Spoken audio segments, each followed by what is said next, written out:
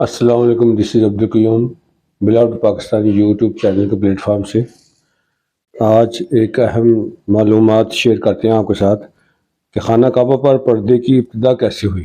خانہ کعبہ پر پردے کی ابتدا کیسے ہوئی؟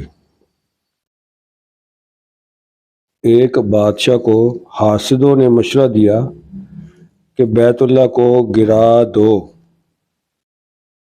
راستہ میں اسے یہودی علماء نے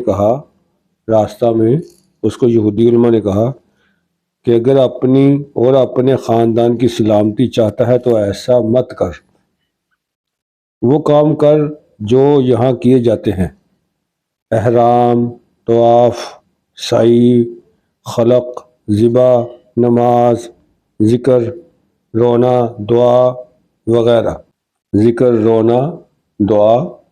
وغیرہ۔ دل اس کا مان گیا، حاسدوں کو قتل کرا دیا، حج والے سارے کام کیے، پھر خواب میں دیکھا کہ اس گھر پر پردہ ڈالا گیا۔ اس نے پردہ ڈالا، دوسرے خواب میں اس سے اچھا پردہ ڈالنے کا حکم ہوا اور اس نے ایسا ہی کیا۔ تیسرے خواب میں اس سے بھی اچھے پردے کا حکم ہوا، اس نے اس حکم کو پورا کر دیا۔ اس وقت سے پردہ بیت اللہ کا شروع ہوا۔ جس نے بیت اللہ کی حرمت کو قائم رکھا، خدا نے اس کی نسل کو باقی رکھا، اور جو بیت اللہ کو گرائے گا اس کا حشر جیش ابرہہ کی طرح ہوگا۔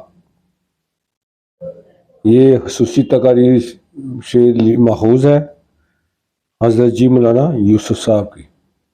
یہ معلومات جو ہے امید ہے آپ کو اچھی لگی ہوگی۔ شکریہ۔ السلام علیکم۔